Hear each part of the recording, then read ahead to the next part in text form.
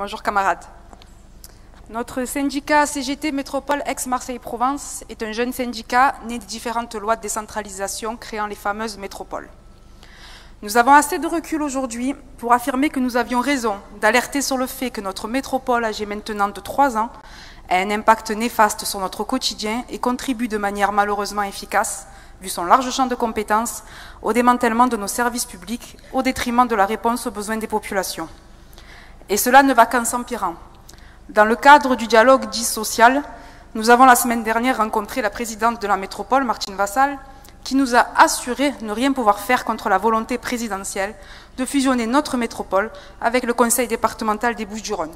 Elle ne serait qu'un pion obligé de mettre en place cette nouvelle institution.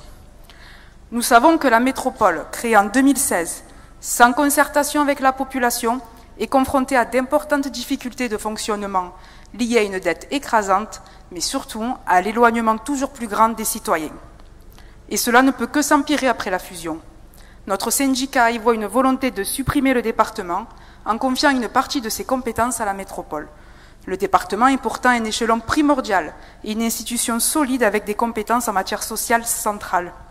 Nous pensons que la métropole doit se recentrer sur ses missions essentielles et nécessaires qu'elle a déjà bien du mal à assumer. Quant au transfert des agents du département à la métropole, nous sommes toujours en attente de réponses sur sa mise en place. Nous sommes en contact avec le syndicat du conseil départemental, avec qui nous allons travailler en étroite collaboration pour préparer cette fusion. Mais cela ne veut pas dire que nous acceptons cette fusion, bien au contraire, mais que nous voulons que les agents transférés le soient dans les meilleures conditions si cette fusion devait aboutir. Cette métropole est donc étendue sur plus de 3000 km², 6 territoires, 92 communes, 1,8 million d'habitants et dispose de compétences en matière de développement économique, aménagement du territoire et gestion de plusieurs services publics. Et l'ensemble des décisions prises par cette instance a un impact sur le fonctionnement et le développement d'autres professions, que ce soit en matière de transport, je pense notamment au plan déplacement urbain ou l'agenda de la mobilité, le port, avec l'aménagement du GPMM qui met du coup en lien avec les professions portuaires, et la gestion des ports de plaisance, l'habitat, avec le plan local de l'habitat, qui, soit dit en passant, s'il avait été un peu plus pris au sérieux avec une réelle volonté politique d'éradication de l'habitat indigne, aurait sûrement évité le drame du 5 novembre qu'ont connu les habitants de la rue d'Aubagne.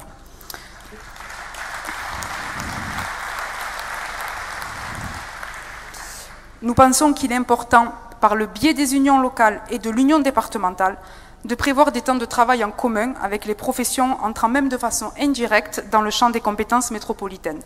Dans le même sens, nous souhaitons organiser un réseau de veille juridique qui nous permettrait d'anticiper les réorganisations, décisions, éventuelles délégations de services publics contrôlées par la métropole, qui est véritablement un outil de destruction des services publics. Elle a été mise en place pour cela.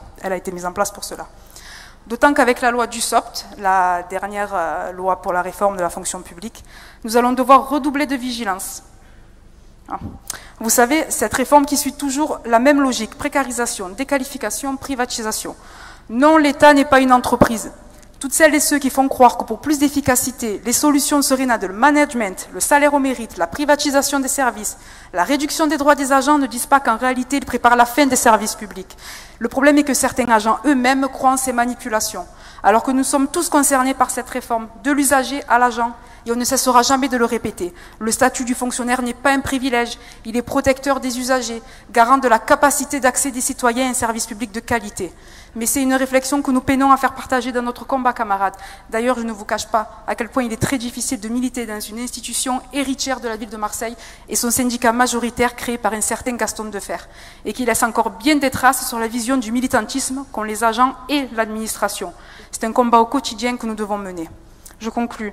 Il n'en demeure pas moins que nous sommes convaincus que la métropole, comme toutes les administrations, les entreprises privées, les retraités, les privés d'emploi, les collectifs, ont tous besoin d'une CGT porteuse d'exigences, mais surtout de propositions fortes, et qu'elle est le seul outil nécessaire à l'émancipation de tous les travailleurs capables d'un profond changement de société.